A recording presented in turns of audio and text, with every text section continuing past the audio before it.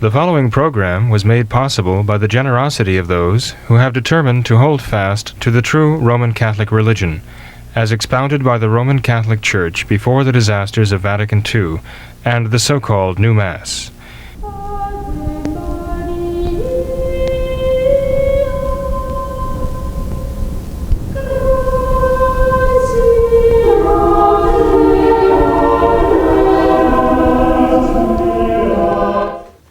Welcome to What Catholics Believe. This is a special program addressing a very special topic, and that is the use of the Latin Mass in the Novus Ordo Church. The fact is that there is an effort to use the Latin Mass, as it is simply referred to, within the Novus Ordo dioceses, within the Novus Ordo churches, as a kind of bait for traditional-minded Catholics to find the traditional Latin Mass, or what passes for the traditional Latin Mass, within their modern churches. This actually comes at a great price.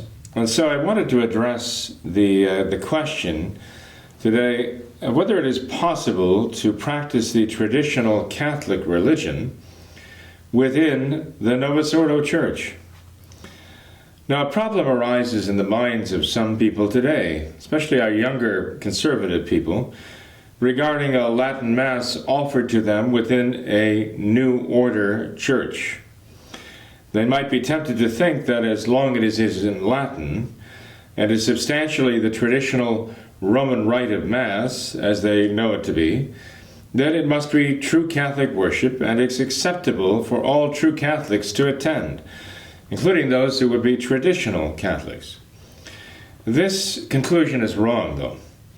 When confronted with the question of such a Latin Mass within the New Order Church, a traditional Catholic must remember some very important points. First of all, when it brought in its new liturgy for Mass and Sacraments in 1970, the Church of the New Order, after Vatican II, banned the traditional Latin Mass of the Roman Rite.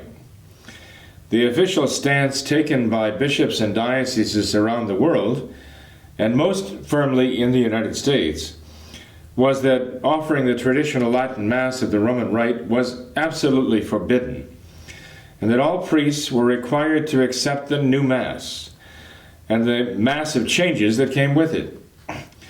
Those who concocted the new liturgy understood that it was not compatible with the traditional Mass of the Church, and that it was exactly as Cardinal Ottaviani said, the new Mass was a striking departure from the Catholic faith in the Mass.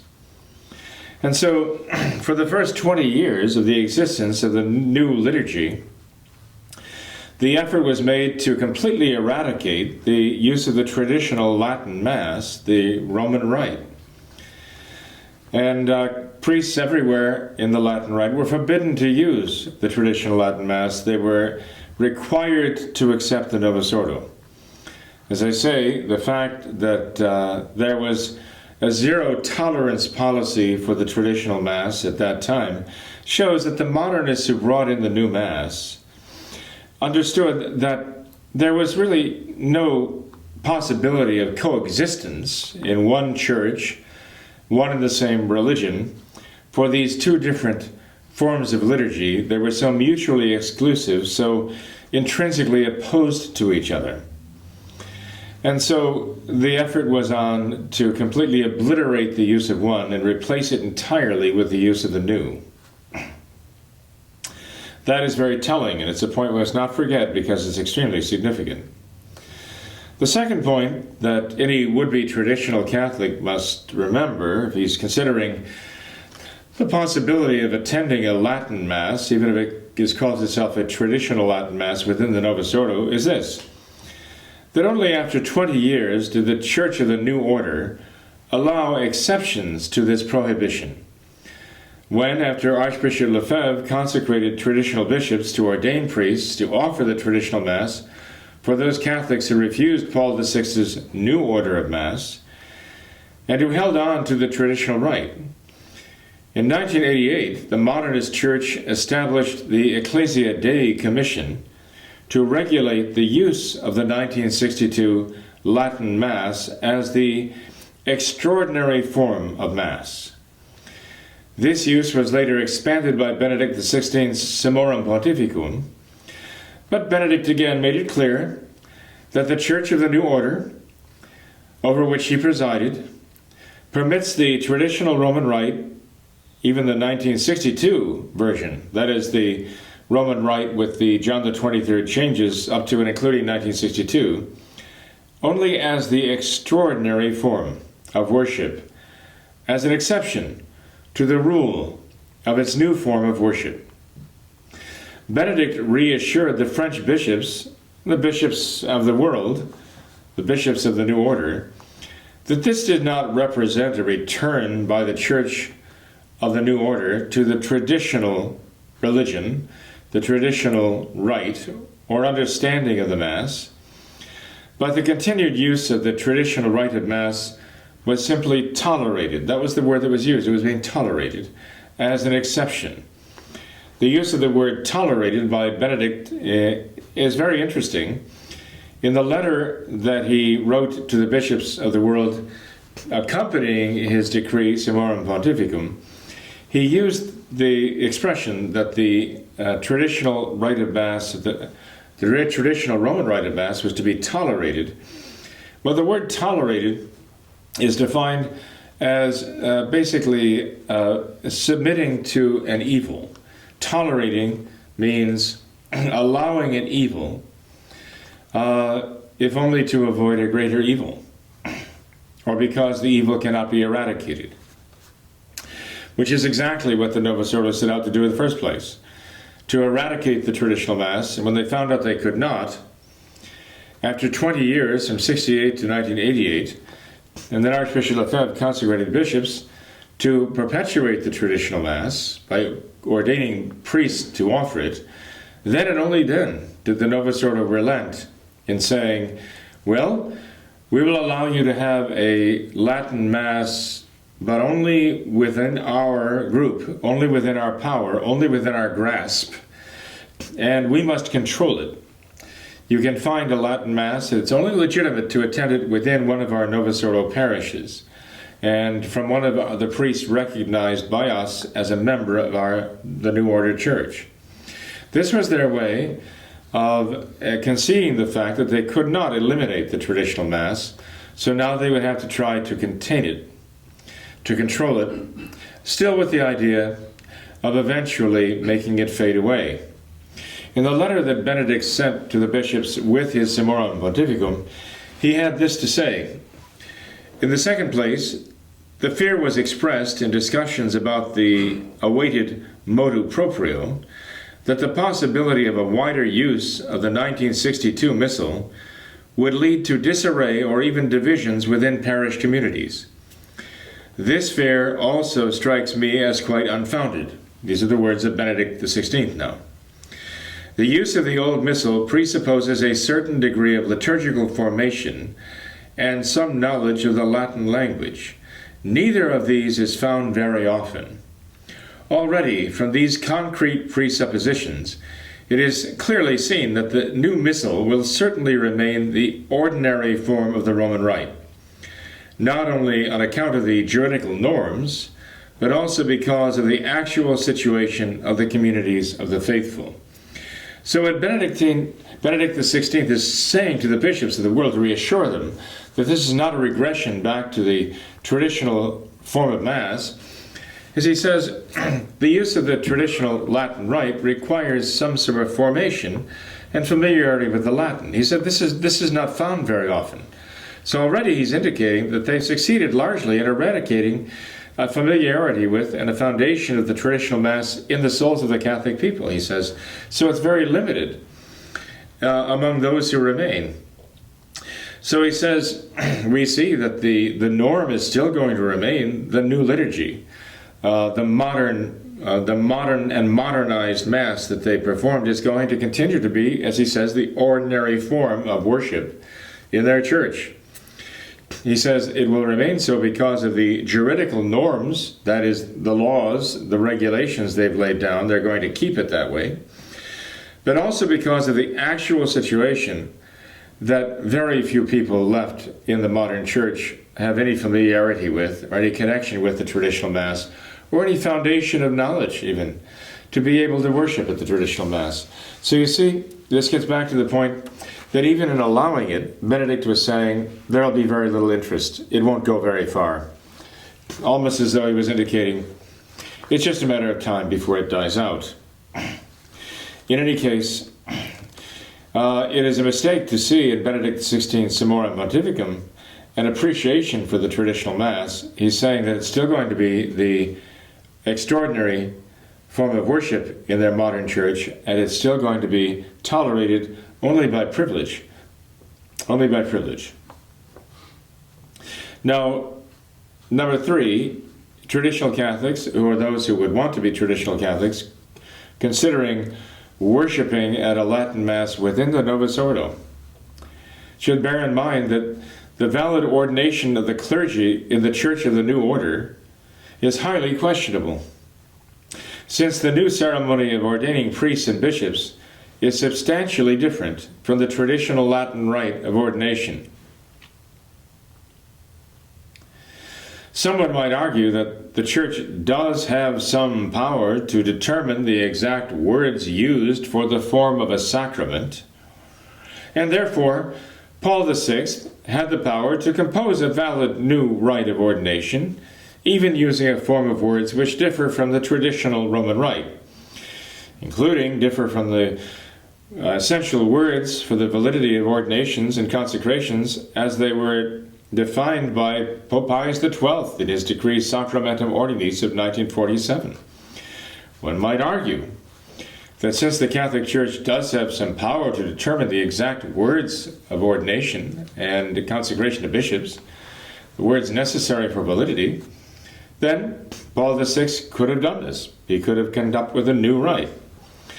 That's a false argument, though. Neither individual pope nor the Church itself has any power to change the essential meaning of any sacrament, as Christ himself established it. Remember, a sacrament is an outward sign instituted by Christ to give grace. The very essence of the sacraments, the very meaning of the sacraments, is determined by our Lord himself. And no pope, or all the popes put together, the Church herself has no power to change what Christ has established and to contradict what Christ himself has given us in the sacraments. When you look at the new rite of ordination for priests and consecration of bishops, these have been so remarkably changed, so substantially changed, especially if you go back to the original ordinals that were issued under Paul VI, you'll see the substantial changes that were made there. You can understand that these rites are very doubtfully valid. And so anyone who would be a traditional Catholic would be putting his soul in danger, if for no other reason, in going to the Novus Ordo, and then going to the Novus Ordo Church looking for valid sacraments from a very doubtfully ordained clergy. Now, Pope Leo XIII considered the matter of Anglican ordinations. And Pope Leo XIII determined with absolute finality, despite the Novus Ordo raising the question again, much later, determined with finality that the Anglican orders of their clergy are null and void. And his point was this, that the essential words of ordination were changed so drastically they could not yield a validly ordained priest. And with regard to the argument, but those words were amended later to bring them back in line with the traditional Catholic form of words, his answer was, but even there, the rest of the ceremony was so non-Catholic and so changed the word, the meaning of the words, changed the meaning of the words used in the essence or the form of the sacrament, that even then you could use the same words, but they didn't mean the same thing in the context of the Anglican rite. And so It is with the new Mass, too, with the new rite of ordination to the priesthood, with the new rite of consecration of bishops. The surrounding rite has been so changed that the very meaning of the words, even if they were integrally the traditional form recognized by the Church and decreed by Pope Pius XII, those words could arguably not have the same meaning that they do, and even then, they would be doubtfully valid. The new priesthood, there's a new concept of the priesthood. You see it in Francis. You see it in his teaching. But you also see that readily apparent in the reaction of the priests when the new rites came out.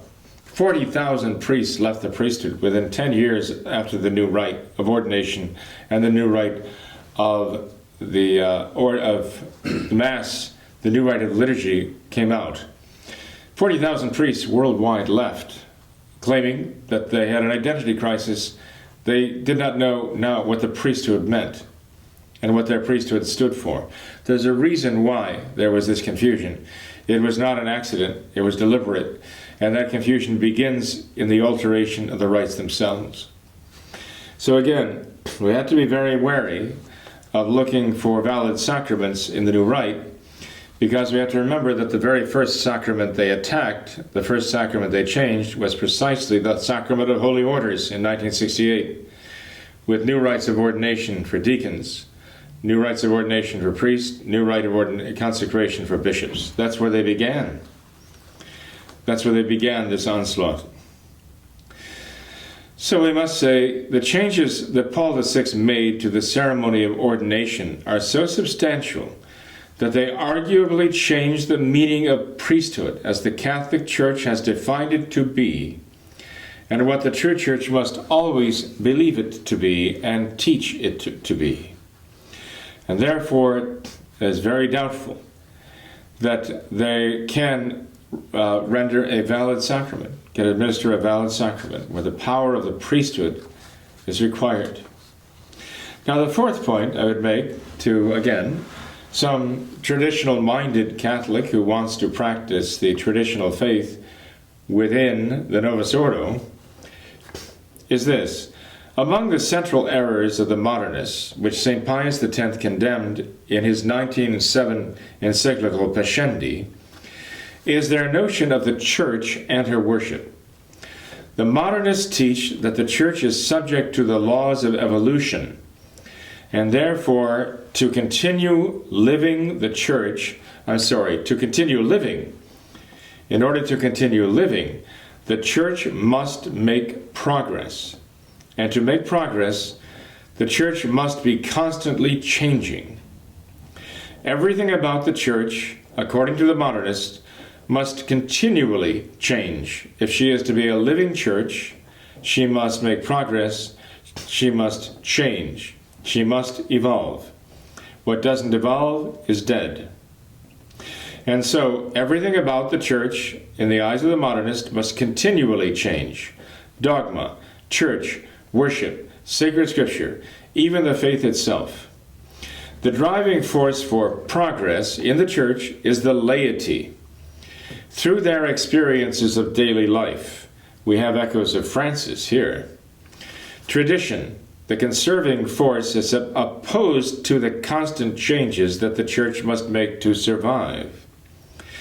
Tradition can moderate change, but must not stand in the way of progress, so the modernists say.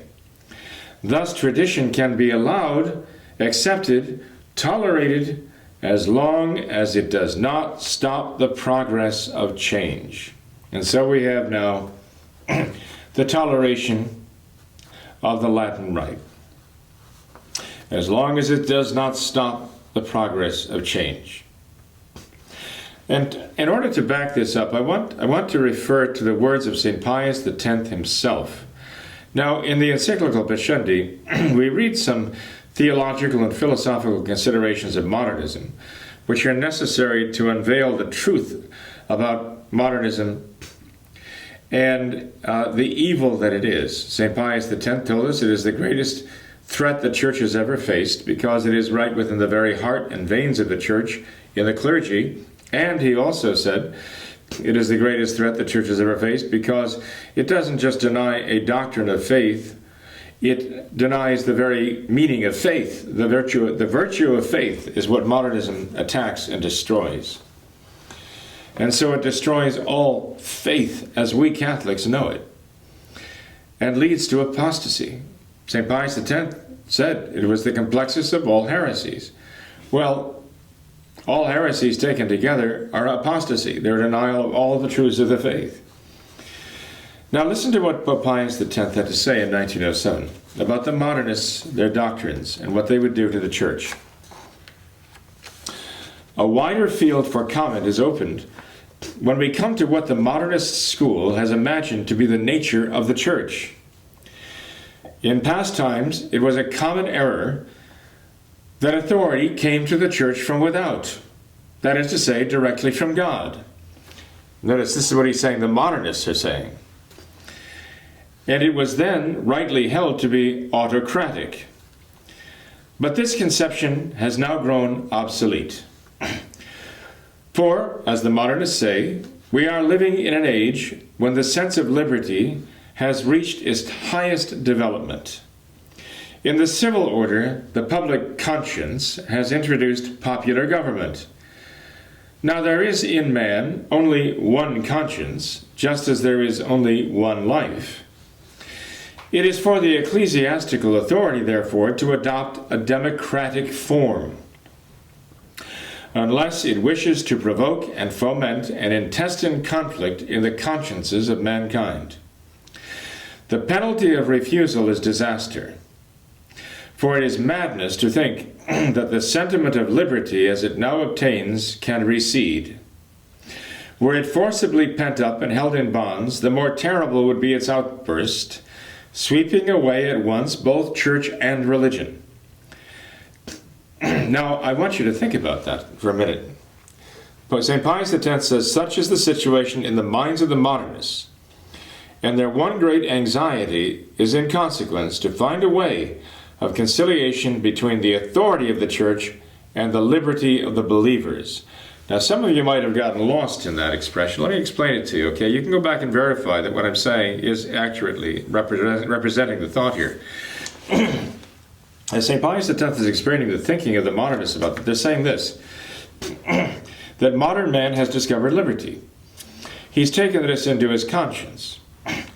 But modern man has found liberty in the civil society, in the nations and states that he lives in. And for him it is a matter of conscience, but man only has one conscience. So he can't be divided in conscience between liberty in the state and liberty in the church. So in other words, the church has to find a way to accommodate this idea of liberty in her organization. Because if she doesn't, there'll be a conflict in her members of the liberty that they enjoy in civil society and the lack of liberty they have in the church.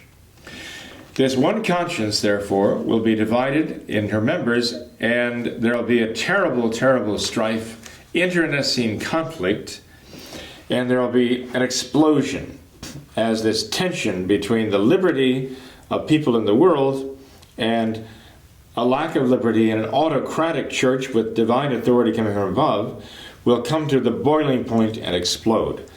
The church has to adopt a democratic form, therefore, following the liberties now that are given in civil society. This is the only way to avoid disaster. As he says, the penalty to refuse to do this, to democratize the church, will be disaster. So the modernists say, as Pope St. Pius X said, this is the situation in the minds of the modernists. They have to find a way to democratize the church for the liberty of the believers. This is also necessary because, remember, the believers, the laity, are the ones who are the principle of progress in the church. Their experience in their daily lives is what gives the food to lead the way for the development, the evolution of her dogmas and her religion, her practice of her faith, her liturgy. All of these are taking their impetus from the people's daily lives, which is experiencing liberty now. And so the church has to not only concede to this, she must exalt this as her new normal. Again, I continue with the words of Pope St. Pius X. First of all, they, the modernists, lay down the general principle that in a living religion, everything is subject to change and must in fact be changed. He stresses this again because it's important to understand where the modernist is taking us. In this way, they pass to what is practically their principal doctrine, namely evolution. To the laws of evolution, everything is subject under penalty of death. Dogma, church, worship, the books we revere as sacred, even faith itself. These are words directly taken from the encyclical of St. Pius X. To the laws of evolution, everything is subject. The very concept of the church, her dogmas, her worship, her sacred scriptures, the faith itself must evolve.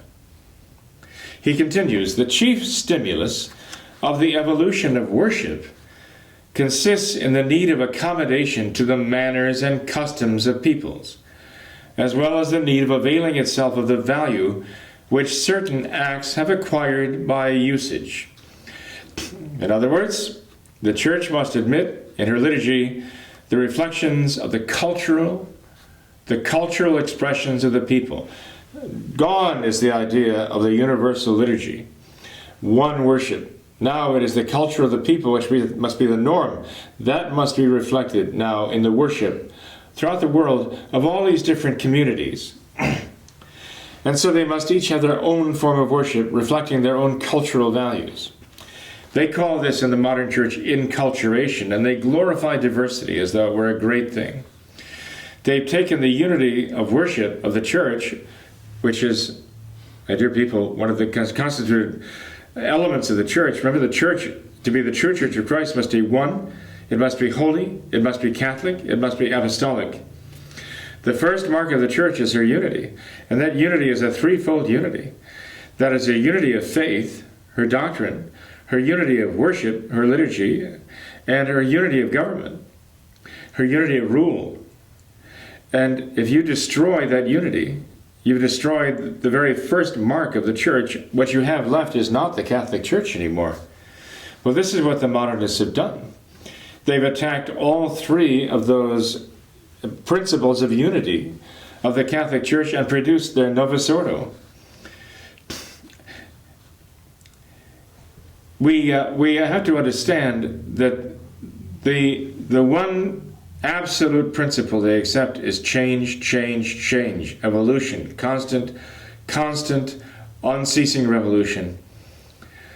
And that includes the evolution, or the revolution of worship itself. Finally, St. Pius X continues, evolution in the church itself is fed by the need of adapting itself to historical conditions and of harmonizing itself with existing forms of society. The church must harmonize itself with the forms of society. Again, we get back to the same point here. Such is their view with regard to each. The progressive force, on the contrary, which responds to the inner needs, lies in the individual consciences and works within the consciences. That is to say, in the consciences of the people. Especially in such of them as are in more close and intimate contact with life. It all gets back to that, doesn't it? The life of the people in the world is going to dictate the religion. It's going to dictate the experience of the religion. It's going to dictate all those things that have to evolve. Dogma, the nature of the church, her worship, her scriptures, the faith itself. This is the norm of belief in the modern church. Francis is the apotheosis of the modernist. He's the quintessential modernist. It is as though he took Pascendi and consumed it, and it is now his very heart and soul. So here's, again, I finish quoting these words of St. Pius X. Already we observe, venerable brethren, the introduction of that most pernicious doctrine that would make of the laity the factor of progress in the church. It is thus, venerable brethren, he's writing to his bishops, that for the modernists, whether as authors or propagandists, there is to be nothing stable, nothing immutable in the church. Now, just taking the few words out of Pascendi, which is a lengthy encyclical and a very deep analysis of modernism, we can move on to a fifth and a sixth point with regard to truths that would-be traditional Catholics have to keep in mind to deter them from making the tragic mistake of trying to practice the traditional faith within the Novus Ordo. And the fifth point is this: these few lines from Pascendi reveal that the anti-Catholic nature of modernism and its atrocious caricature of the Church and what they insist the Church must be, an evolving Church with evolving worship, which adapts to the spirit of the times, in harmony with modern cultures and modern societies. But this is exactly the Church of the New Order. This is what we know as the Novus Ordo Church that came out of Vatican II. It's exactly that. This is not the Church as founded by our Lord Jesus Christ, the Catholic Church, but rather this is an alien church devised by enemies of Christ to invade the Catholic Church, to gradually replace her dogmas, the concept of the Church itself, to replace her worship, her books revered as sacred, and even the faith itself, as St. Pius X says.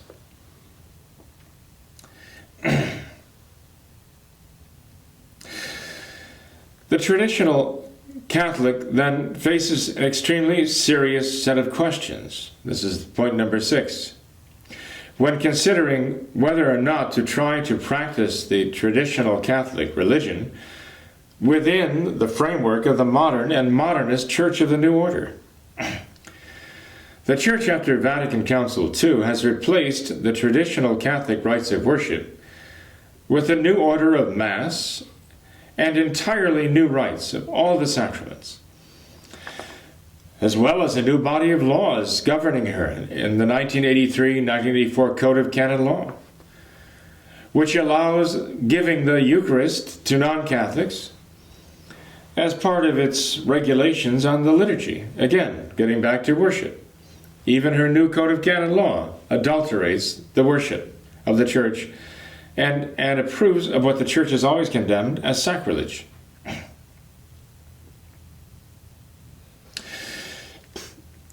Do these rites express the Catholic faith?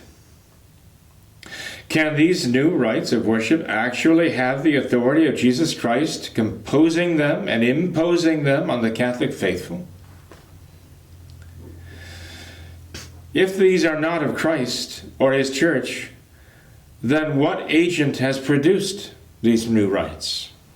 And by what authority can they pretend to be imposed upon the souls of the Catholic faithful? Who would dare compose and impose false and flawed rites of worship on the Catholic faithful? Does the new order of Mass and its sacraments belong to the practice of the Catholic religion or not? If it does belong to the Catholic religion, then who could legitimately refuse these new rites? But if these new rites do not, if they do not reflect the Catholic religion, if they do not represent the Catholic faith, then who could legitimately impose them? Who could legitimately accept them? If it is in fact a different religion from the traditional Catholic religion, what I mean to say is, in particular, if this new worship brought about after Vatican II by the modernists and its new Mass, in the new order religions, in the new order churches, new rites of the sacraments, if these represent a different religion from the traditional Catholic religion, if these represent a new form of worship from the traditional Catholic worship, can there be then two different religions within one and the same church? Is it possible? Could there be two different faiths mutually opposed to each other in one and the same church? Could there be two different forms of worship that are actually mutually opposed to each other within the same church? Is it possible? Well, perhaps in a man-made religion that could be done, but not in a religion established by God, who cannot contradict himself, not in the one true church established by Jesus Christ. There cannot be two different religions.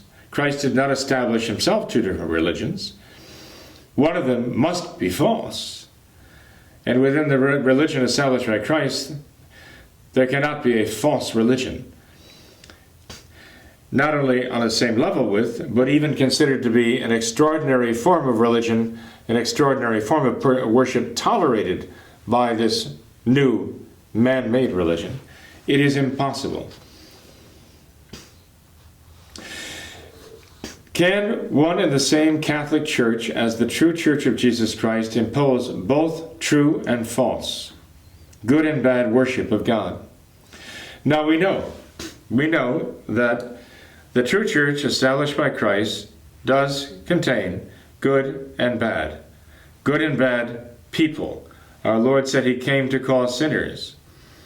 So you have the mixture of the good and the bad in her membership, pertaining to you and to me, yes.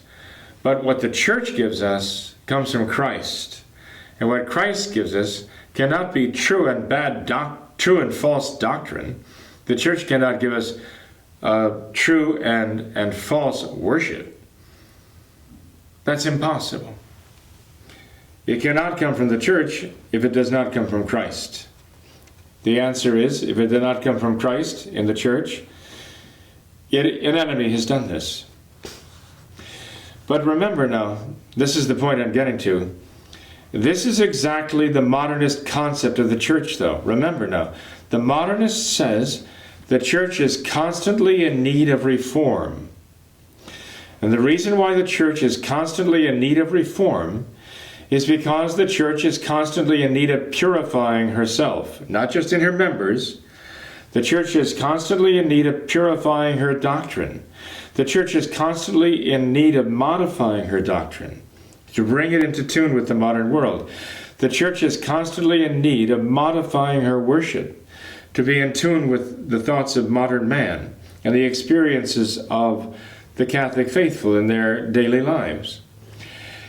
This is true because the church in her doctrine, in her liturgy, and so on, is a mixture of good doctrine going bad because it needs to evolve. It needs to change in order to remain faithful to the world. They would like to say faithful to Christ, but it's not that at all. The modernist sees the church as a mixture, not only of good and bad people. The modernist sees the church as a mixture of truth and falsehood in her doctrine. The modernist sees the church as a mixture of liturgy, good and bad. That's why the modernist embarks upon ecumenism, because all religions, in the eyes of the modernist, are mixtures of good and bad. Good and bad doctrine, adequate, never really adequate doctrine, always inadequate, always flawed, always needing to be improved upon. And same with her worship too. Their worship must be constantly adapted because it is never adequate. There are always flaws. And so the modernist sees in the vast panoply of religions here in the world this enormous mixture of good and bad, true and false. But all of the religions must undergo evolution. They must all be constantly changing and progressing. The Catholic religion is no exception in the modernist mind. And so here's the problem. One who goes to the traditional Latin Mass, if it can be considered such, within the Novus Ordo, actually finds himself condoning the modernist concept of the church. One who wants to be a traditional Catholic within the framework of the context of the Novus Ordo Church is actually saying, well, they have a traditional Latin Mass, I can go to that. The new Mass, no, I won't touch that because that's bad. The traditional Catholic has just agreed with the modernist that the church is a mixture of good and bad. That in the church, one and the same church established by Christ, you have the Latin traditional liturgy, but you also have the Novus Ordo liturgy. All in the same church. Now, the modernists might take it a different way. The modernists might come from a different direction, might say, well, yes, in the modernist church, we have the new liturgy, which is adapted to the needs of modern man. We also have that sort of moribund, petrified old liturgy, which is no longer really good liturgy. But in the church established by Christ, as in all religions, you have a mixture of the good and bad worship, and we just have to work this out. Over time, it will evolve beyond this point. What is the essential difference, if there is no essential difference, between a traditionally minded Catholic saying that in the church, in the modern church, we have the mixture of good and bad liturgy. I prefer the Latin liturgy. To me, that's the good liturgy. To me, the Novus Ordo is the bad liturgy. And on the other hand, the modernist saying, I believe the church is a mixture of good and bad liturgy. To me, the modern liturgy is the good liturgy, and to me, the traditional Mass, that's the bad liturgy. That we have to let go. They're both saying essentially the same thing. The would-be traditional Catholic has conceded everything to the modernist, saying, yes, I believe that in one and the same church, because that's the Catholic Church, and that's why I'm going there, because it is the Catholic Church, and all I have to accept it as such. There's good and bad liturgy, good and bad doctrine, and you can have two different religions in the same church. The modernist has won. The traditional Catholic has completely conceded the argument. And he's on his way to becoming a good modernist. Because he's going to find that in trying to hold to the traditional ways within the Novus Ordo, he's going to be constantly attacked with the need to reconcile a contradiction in his way of thinking. How do I say that this is the authority of the church, but I'm not going to go to the Novus Ordo liturgy, which is their ordinary form of worship? I'm only going to go to the Latin Mass, which they consider to be extraordinary, which they tried to completely eradicate for 20 years and couldn't do it, and now they're going to tolerate it. That's going to be my ordinary worship, but that's not the ordinary worship of this church that I say is the Catholic Church, and whose authority I pay lip service to, but I say, I don't accept this, I don't accept that. They're good modernists. They're acting like good modernists. You know what they're doing? They're following their tastes rather than their faith. They're following their own personal inclinations of what they find acceptable rather than the principles of the Catholic faith is what they're doing. And they're going to find that they're going to be Novus Ordoized. As time goes on, they're going to be making compromises. They have to. The Novus Ordo does this. This is what the Novus Ordo is. It's a constant evolution.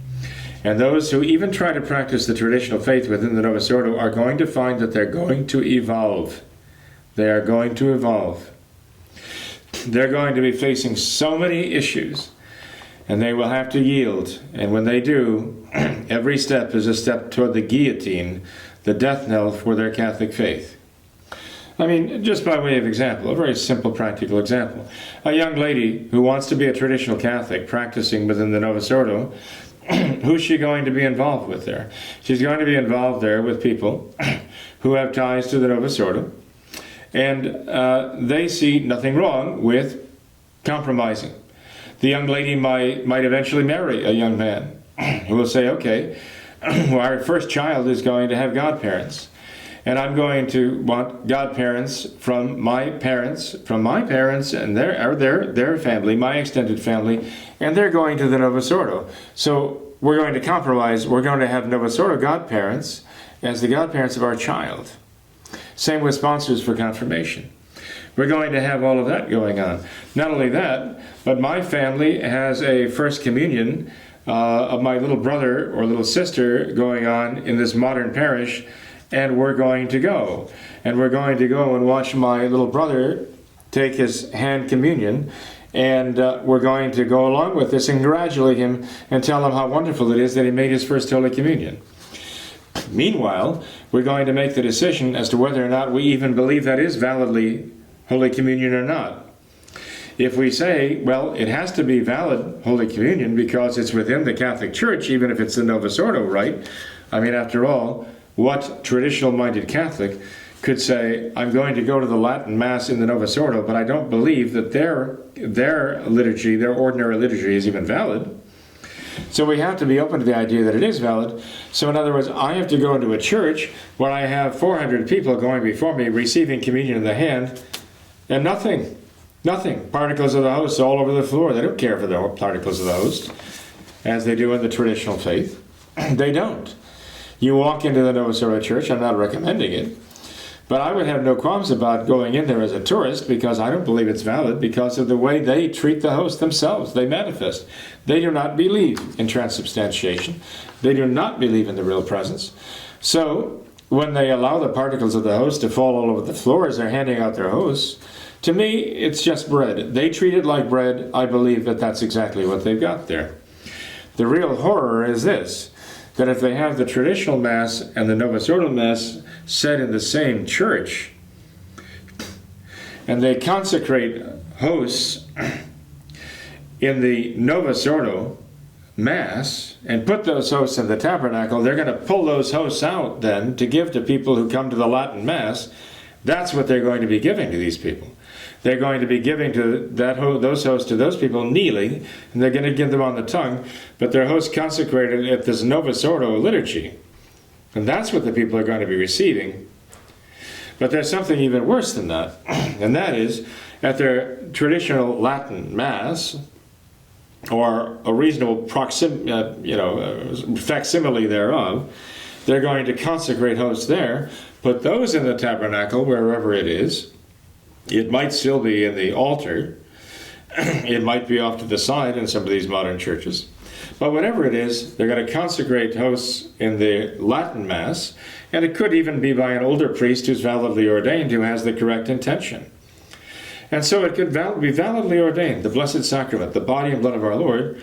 They put it into the tabernacle, and the clergyman at the Novus Ordo Mass, said next, reaches into that tabernacle, pulls out that very ciborium of host, which has now been validly consecrated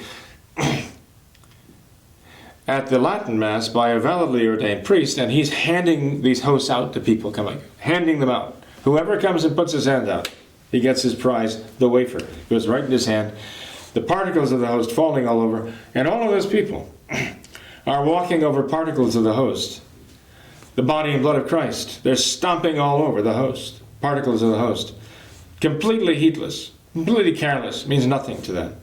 And then you get the people who come in for the Latin Mass next, and what are they doing? All over the floor, particles of the host strewn. Hosts that they believe are the body and blood of Christ, the soul and divinity of our Lord Jesus Christ. Don't they see that between the Novus Ordo and the traditional Mass, there can be no commonality? One will always be the enemy of the other, will be opposed to the other. And when you try to mix the traditional faith and valid sacraments with the Novus Ordo, you're always going to have sacrilege. You will always have sacrilege when you try to mix them together. And so, any traditional-minded Catholic who thinks he can practice the traditional faith, the traditional Catholic faith within the context of the Novus Ordo Church, is not only wrong, but he's tragically wrong. He's going to be a party to not only the loss of his own faith and the loss of the faith of others, he's going to be a party to a scandal and to a sham and a fraud, giving the impression that, yes, I accept this, all of it is Catholic. Or, I accept some of it as Catholic and some of it not as Catholic. Some of it is good, some of it is bad, as though that can be the Church of Christ. He's going to be party to perpetrating a fraud, and the worst kind of fraud. And he's going to be actually conceding, as I say, one of the fundamental principles of the modernists, that the Church, established by Christ, can be, and is in fact, a composite of good and bad doctrine, good and bad liturgy. But it's all within the Church.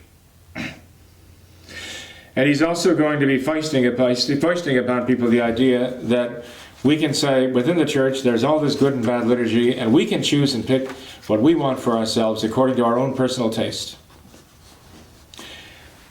He's become a modernist already, even before he realizes it. He's a dyed-in-the-wool modernist, just by accepting that he's going to go to the Novus Ordo to find his Latin Mass. Now, any traditional Catholic who says, I cannot in good conscience accept the no-order Mass or sacraments because I don't regard them as Catholic, but I can in good conscience practice the traditional Catholic religion within the no-order church, that person is a living contradiction. If that worship is not Catholic, then neither is the church that holds to those things as its standard, ordinary form of worship. And if that church would allow a Latin Mass as an extraordinary form of worship, it is manifesting its modernist concept of the church as the big tent, incorporating all the different forms of religious practice, the very rationale for its ecumenical movement. So you have a traditional-minded Catholic who goes to a Latin Mass, a traditional Latin Mass within the Novus Ordo, and by the very fact that he thinks he can find a niche there, a corner, to quietly practice his traditional Catholic faith in peace within the Novus Ordo, he may complain about ecumenism and how bad it is and how wrong it is, and yet he is the poster child for ecumenism by doing that, by mixing the Novus Ordo with the traditional, modernism with Catholicism. Again, he's completely compromised the faith, undermined the faith, and it's going to show. It's going to show because he's going to fall into this modernist trap. Now he's part of the evolutionary process. His own faith, too, part of the evolutionary process of the modernists. That's why the modernists want to get traditional-minded Catholics back into their walls, within their fold. Because these are ones who slip through the cracks of modernists. The modernists want to get them back under their roof so that they can begin again to modernize them. They failed the first time to get them all. Now this is their next effort. Get them back in those modern churches. And now we will get them. We will get them to move forward and get with the evolutionary process of adapting their faith, their worship, their very concept of the church. Soon, they too will be good modernists. And so I would have to conclude there. Therefore, those who attempt to practice the traditional Catholic religion within the Novus Ordo Church by worshiping at its Latin Masses are necessarily conceding and condoning the heretical modernist concept of the Church, which has already been condemned by the true Catholic Church and notably by Pope St. Pius X in his encyclical Pascendi. Now, there might be an objection. Okay, let me just deal with this objection here. An objection might be made that this modernist concept of the church has nothing to do with, let's say, my question of attending the Latin Mass in a church of the New Order. I might say, well, Father Jenkins, I mean, you're talking about all these things way up here, and they don't have any practical consequence for me. Everything you've said here has nothing to do with my decision as to whether or not I'm going to attend the Latin Mass within the Novus Ordo church structure, within a Novus Ordo parish, within a Novus Ordo diocese. It has nothing to do with this. In fact, it does not change the fact that attendance at the Latin Mass within the Novus Ordo church does, in fact, condone the heresy, though. In other words, if a person says to you, if you make these points to him, what you've just said has nothing to do with my decision. Please understand what they're saying. What they're saying is this. Your argument is true. Your points are true points. They're really not saying that what you've said has nothing to do with the truth of the matter. What they're saying is what you've said has nothing to do with my decision. I'm making the decision completely ignoring what you're saying.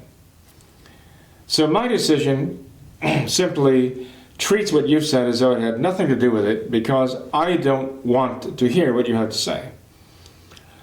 I'm making my decision for other reasons.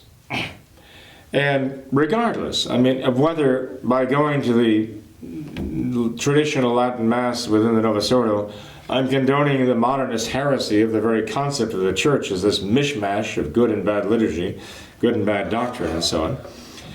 I'm not making my decision on the basis of those, on the level of those questions. They're basically saying I'm making my decision on some other point. I can't find a traditional Catholic I want to marry, so I'm going to go fishing in the Novus Ordo. I have to expand my horizons.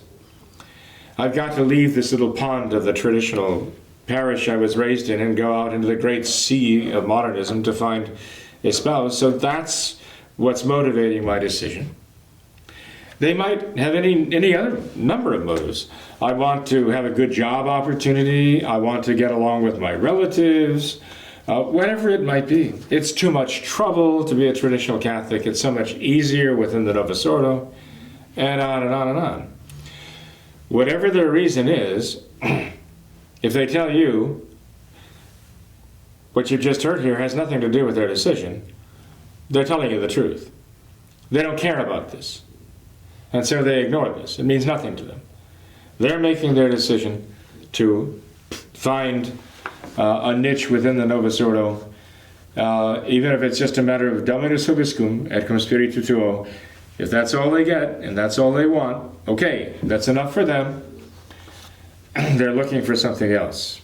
So don't think that your arguments are not valid just because they don't want to hear them. They've got other things on their mind. Someone could also say, well, look, I go to a church where the Novus Ordo is not said, where they have only the Latin Mass. So that makes all the difference. Well, I would say to them, now wait a minute, back up here a minute.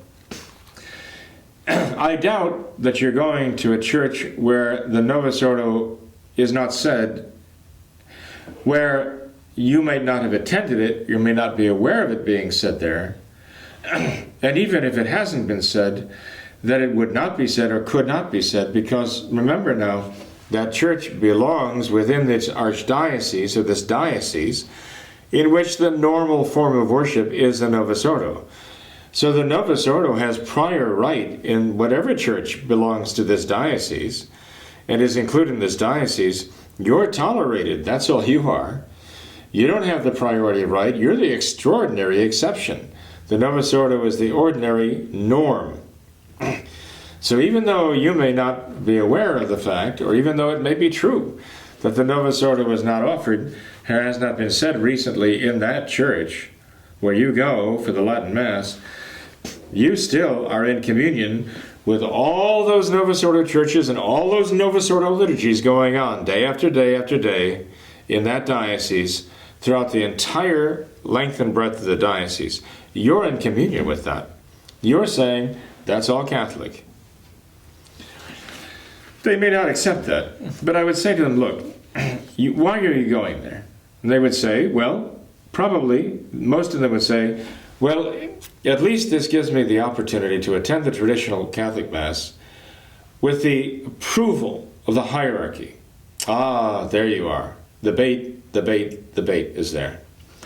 You can have this as long as you recognize our power to control it, to allow it, or to stop it, to deny it.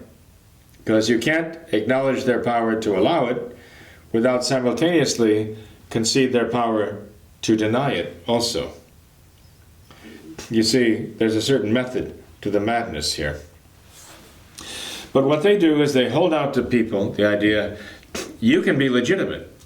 You can actually attend the Latin Mass with the approval of Rome, with the approval of the Vatican, with the approval of the Holy Father, although we know Francis has nothing but contempt for the traditional Mass, and with the approval of the bishop. You see, you can be a part of the church and have the traditional Mass too. That way you can have it all. This is what they hold out to you, okay? I would say to those who argue this, I'm going back to the traditional Latin Mass within the Novus Ordo, within the modern church, because I want the comfort of knowing that I am within the realm of the authority of the church, they say. I would ask them this, okay. I offer Mass at a number of different traditional Catholic churches around the country for the traditional Catholic faithful. The Novus Ordo liturgy is not offered, is not said in any of those churches, nor, as long as it is in my power, will the Novus Ordo liturgy ever be said in any of those churches. But you're telling me that it is very, very important for you to have the approval of the local bishop, of the Novus Ordo bishop, and through him the approval of Rome and the Vatican and Francis. Well, what would you say about this? I'd say, suppose I were to call the bishop of this diocese right here and say to him, Your Excellency, I, Father Jenkins, am offering the traditional Latin Mass, the true Roman rite of Mass in its integrity, every day here at Immaculate Conception Church in Norwood, Ohio, suburb of Cincinnati.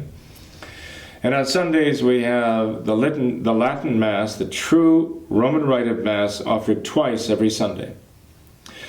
But we're doing this without your approval. And this is making some people nervous. So here's what I propose. Please send into my church here at Immaculate Conception one of your modern priests to say the Novus Ordo liturgy. We'll bring a table in for him. We'll set it all up for him. And so there will be a third liturgy at Immaculate Conception Church on Sundays, and that will be the Novus Ordo English liturgy. And if we allow that, then would you give us your approval? Please. Would you please recognize us as being affiliated with you, as though you had spread your mantle of approval over us, and now we are in union with Rome, in union with the Vatican, in union with Francis, and in union with you. Would you be willing to do that? And suppose the bishop of the diocese said, well, sure, if you're willing to accept the new liturgy and have one of our priests come in and say the new liturgy, the New English Mass in your church, well, we can certainly begin talking about this, and I can certainly maybe give you provisional approval, so you can tell all the people there at Immaculate Conception, you know, now at least you have provisional approval of the bishop of the diocese, pending working out all the details. And I would ask, again, the would-be traditional Catholic who's going back to the Novus Ordo Church for its Latin Mass, if they would like that idea, if they thought that was a good thing to do. I guarantee you 90, 95, 99% of those would say, no, that's a bad idea.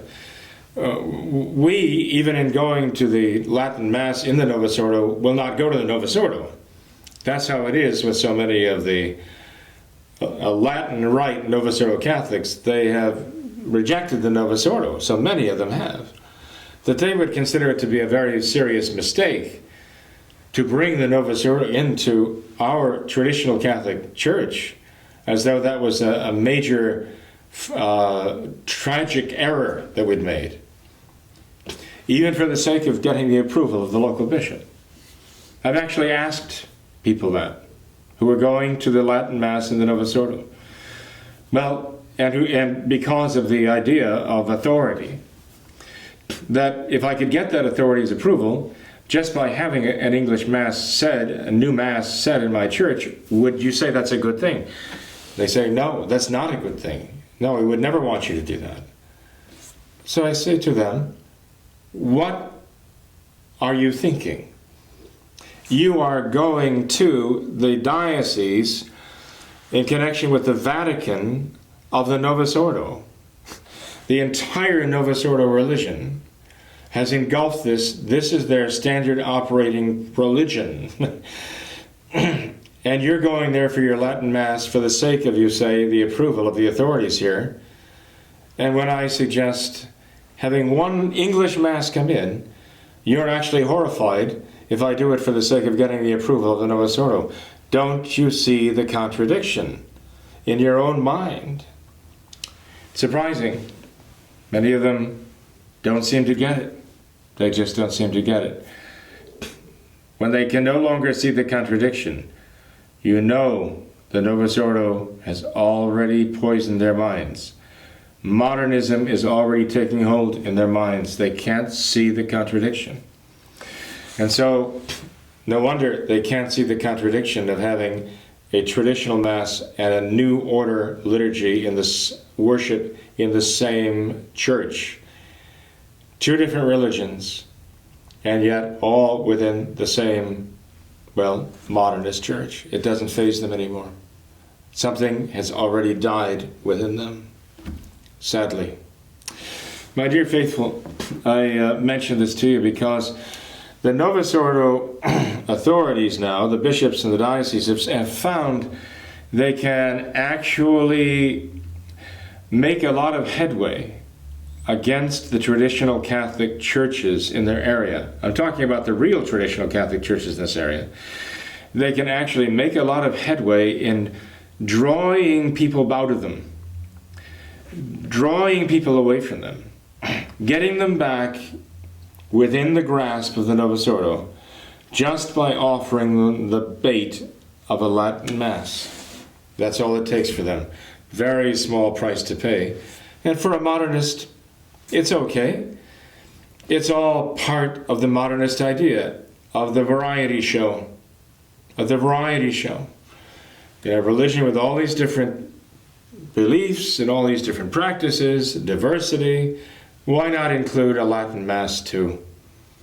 As long as you keep them within the Novus Ordo, as long as they adopt the ecumenical mentality and the evolutionary mentality of religion, that the Catholic religion too is a mixture of good and bad, true and false, doctrine, worship, in constant need of evolution and reform.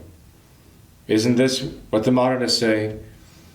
Isn't this what the modernist traditionalists say? Whether their taste is in favor of the traditional or in the modern, they all agree in one thing. The church is a mixture of these two things, and we have to purge it of one or the other by evolving further. And here's the worst point, okay? The worst point is this. The ultimate evolution in the modernist case here is going to be where they take the Novus Ordo, which they're constantly changing year by year in its translations and so on, and they're going to make a kind of Frankenstein liturgy with predominance of the new and elements of the traditional, and they're going to mix them together in one synthetic rite of worship. That will be the ultimate bait that the modernist can lay as a trap. Modernism is like the open jaws of a crocodile. If you look in those jaws and you see there, sitting right there on the modernist tongue, a Latin Mass, and you're tempted to come and get it, beware. Those jaws can close on you very quickly. Don't enter the modernist jaws. You'll find yourself in the modernist stomach very soon. Well, I hope this is of some help or some interest to you. Send any questions you have. I'd be glad to address them, including any objections you might have. I would welcome them. God bless you.